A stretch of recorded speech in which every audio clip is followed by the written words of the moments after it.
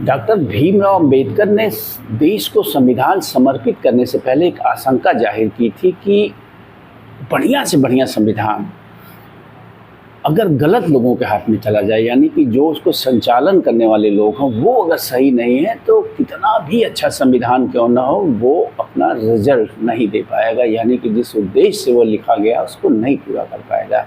अगर संविधान गलत भी है, थोड़ा ख़राब भी है, उसमें थोड़ी कमियां भी हैं, तब भी अगर वो अच्छे लोगों के हाथ में, यानी उसको संचालित करने वाले लोग, उसको एग्जीक्यूट करने वाला जो सिस्टम होता है पूरा, वो सिस्टम सही हो, उस सिस्टम को चलाने वाले लोग सही होंगे, तो संविधान में भले ही कमियां हो, वो संविधान अपने लक्ष्य को पूरा कर लेगा और अपने उद्देश्यों को पा जाएगा।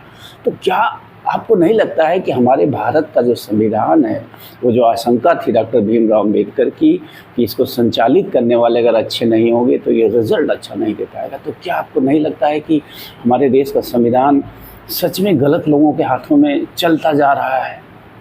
मैंने एक वीडियो डाली है जो अभी वायरल है, चल रही है, ढेर सारे लोग उसको देख रहे हैं। वो वीडियो है अरविंद केजरीवाल की ज़मानत को लेके कि क्या सुप्रीम कोर्ट अरविंद केजरीवाल को ज़मानत देकर फंस गया है।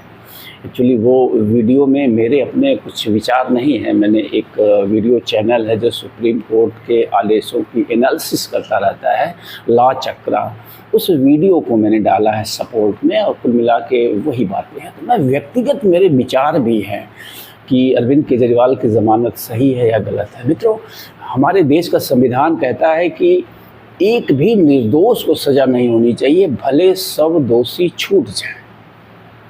और वहीं अगर आप देखें तो ये जो ज़मानत की प्रक्रिया है, यू नो अरविंद केजरीवाल जिस केस में जेल थे, उस केस में गिरफ्तारी की क्या आवश्यकता, अगर सच देखा जाए तो फाइनेंशियल क्राइम है, गिरफ्तारी की कोई ज़रूरत ही नहीं थी। होना चाहिए कि ऐसे केसेस का ट्रायल हो, समयबद्ध तरीके से ट्रायल हो, जब कोई व्यक्ति दोषी साबित हो जाए तब उसे सजा हो। तो कुल मिला के मेरा कहने का मतलब है कि हमारे संविधान की ये जो विडंबना है कि किसी निर्दोष को सजा ना हो, भले ही 100 दोषी छूट जाएं, और आधा देश जो है आरोप में जेलों में बंद रहे महीनों महीनों, सालों सालों, इस संविधान को कोई फर्क नहीं पड़ता है। आज अगर सच कहा जाए तो देश में जो आरोप के आधार पे गिरफ्तारी की ये परंपरा है, जिसके बाद जमानत होती है, वो ख़त्म की जानी चाहिए। किसी भी सभ्य राष्ट्र में यह सही नहीं है, ये हमारे फंडामेंटल राइट्स का उल्लंघन है। आप किसी के आरोप के आधार पे कैसे मुझे बंद कर सकते हैं, या किसी को आप जेलों में साल 6-6 महीने रख सकते हैं सिर्फ इसलिए कि उस पर आरोप लगाया गया है। आप ट्रायल करिए, समयबद्ध ट्रायल करिए, कुछ महीनों के अंदर मुकदमों का निस्तारण करिए, और ट्रायल में जो दोषी हो सिर्फ उसे ही जेलों में बंद करिए। एक निर्दोष को जब आप आरोप के आधार में जेल में बंद करते हैं और 6 महीने बाद, साल भर बाद ये साबित होता है कि वह निर्दोष था, तो फिर उसकी गरिमा को कैसे आप वापस करेंगे? उसका जो फंडामेंटल राइट का हनन किया है आपने, उसको कैसे वापस करेंगे? ये किसी सभ्य समाज में शोभनीय नहीं है।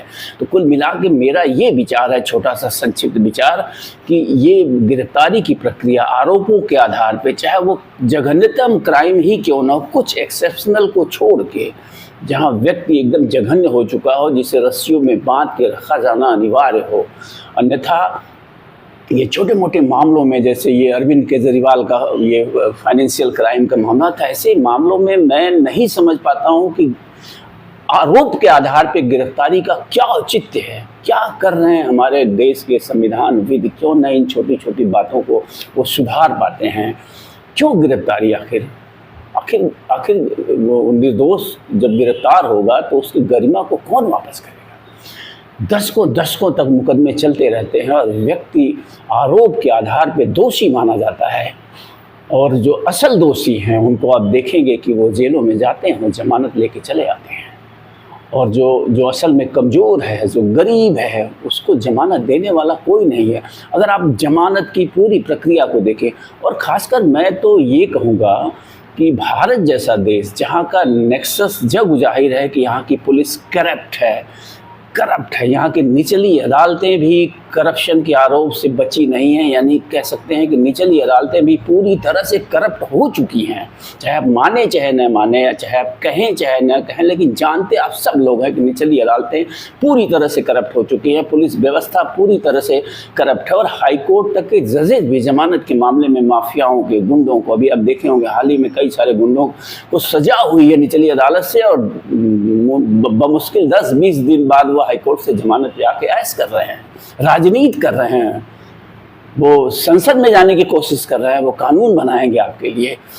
तो कुल मिला के मेरा कहने का तात्पर्य है कि मैं अरविंद केजरीवाल की ज़मानत के पक्ष में हूँ। सुप्रीम कोर्ट ने जो कहा है सही कहा है, और सुप्रीम कोर्ट को और 2 कदम आगे बढ़ के जाना चाहिए और इस तरह की गिरफ्तारी पे पूरी तरह रोक लगा देनी चाहिए, और टाइम फ्रेम डिसीजन की व्यवस्था इस देश में होनी चाहिए। मैं नहीं समझता हूँ कोई जघन्यतम अपराध क्यों न हो, अगर पुलिस ईमानदार हो, अगर जो लोग भी हैं, एडवोकेट्स हैं, जजेज हैं, अगर ये कर्तव्यनिष्ठ हों, तो मैं नहीं समझता हूँ कि 6 महीने कम होता है किसी मामले का निस्तारण करने के लिए। 6 months is more than enough to find out what is truth and who is culprit, दोषी कौन है। तो इस तरह की व्यवस्था बनाई जाए, न कि अनाप शनाप तरीक़ों से जो है जिस किसी को भी आप चाहे आरोप लगा के गिरफ्तार करके जेल में बंद करके उसका मान मर्दन करें, उसके फंडामेंटल राइट का खुलेआम हनन करें, और उसके बाद भी दावा करें कि हम एक संवैधानिक देश हैं, हम एक लोकतांत्रिक देश हैं, हम सबका सम्मान कर रहे हैं। ये सारे अमूलचूल परिवर्तन हैं जो इस देश में होने चाहिए, लेकिन इन परिवर्तनों पे कोई बात करता हुआ आपको नहीं दिखेगा। अनाप शनाप चीज़ों पे अनाप शनाप बातें, ये देंगे वो देंगे, अनाज देंगे, पैसा देंगे, रुपया देंगे, ये करेंगे वो करेंगे, लेकिन जो मूल समस्याएं हमारे देश में उस पर कोई चर्चा करने वाला नहीं है, न तो नेता, न तो पार्टी, और न तो इस देश की जनता।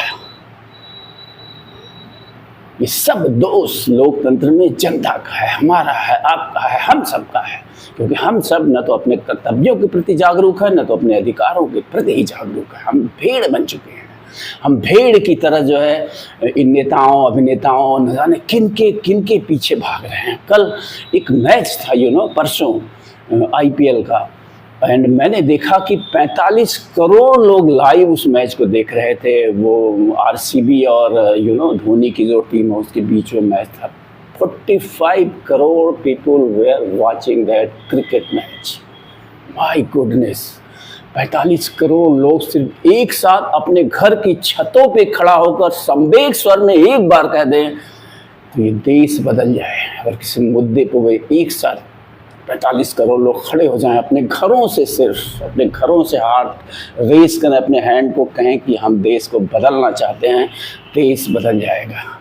लेकिन वो 45 करोड़ क्रिकेट मैच देख सकते हैं, लेकिन किसी निर्दोष के साथ नहीं खड़े हो सकते हैं, किसी मुद्दे के साथ नहीं खड़े हो सकते हैं। अगर कोई ईमानदार व्यक्ति कोई जन आंदोलन कर सकता है तो उसके पीछे नहीं खड़े हो सकते हैं। यही दुर्भाग्य है इस देश का, और इस दुर्भाग्य का दुष्परिणाम है ये देश कि आज जो है न जाने कितने निर्दोष आरोपित जेलों में सड़ रहे हैं, न जाने कितने निर्दोषों को सताया गया है, 6 महीने साल भर जेल में डाल के उनका मान मर्दन किया गया है, उनके फंडामेंटल राइट का खुलेआम हनन किया गया है। कोई नहीं बोलने वाला है, कोई नहीं आवाज़ उठाने वाला है। नमस्कार, फिर मिलेंगे।